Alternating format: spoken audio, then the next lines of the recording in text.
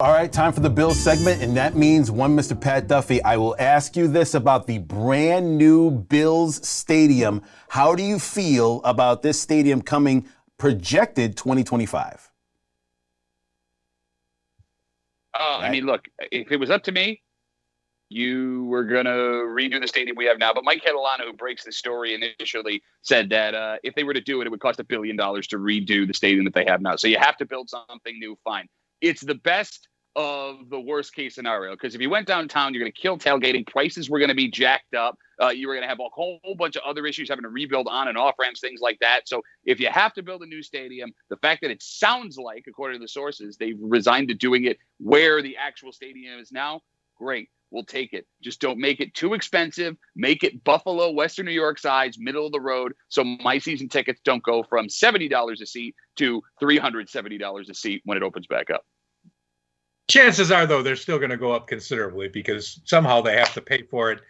Where the money comes from, is there taxpayer money?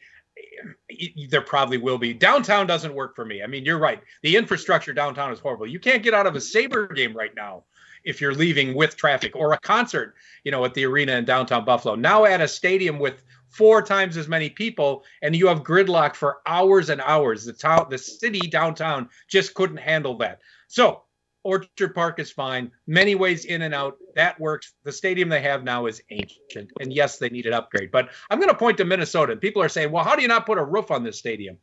The advantage the Vikings lost when they moved inside with the Metrodome was immense. All the pictures of the Los Angeles Rams huddled around the heaters during the playoffs in the early 70s and going toward the 1980s. And whoever they played in December, that snow is an advantage for the Bills. No players coming here from Alabama and Florida don't like it when they get here, but they adapt and they embrace that advantage. And I'm telling you, it's a big thing.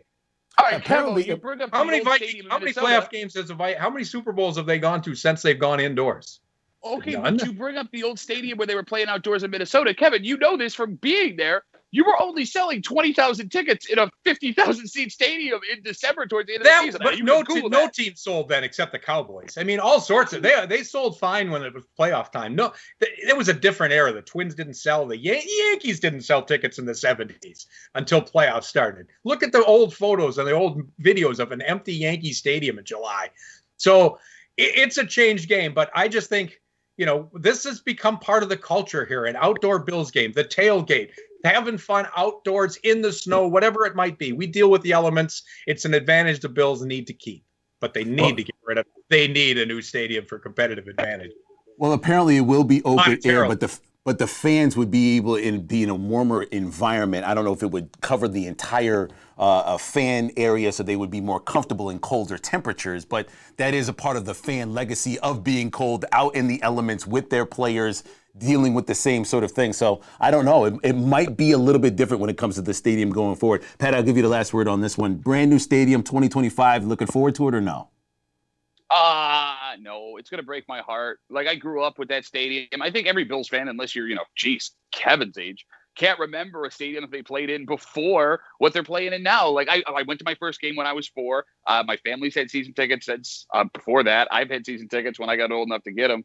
I grew up in that place, man. I could walk around that place with my eyes closed. And when they finally shut it down, like, I don't cry. I never cry. I'm going to cry when they implode that thing and I'm there watching it live. It's because the dust will be in your eyes. That's so sad.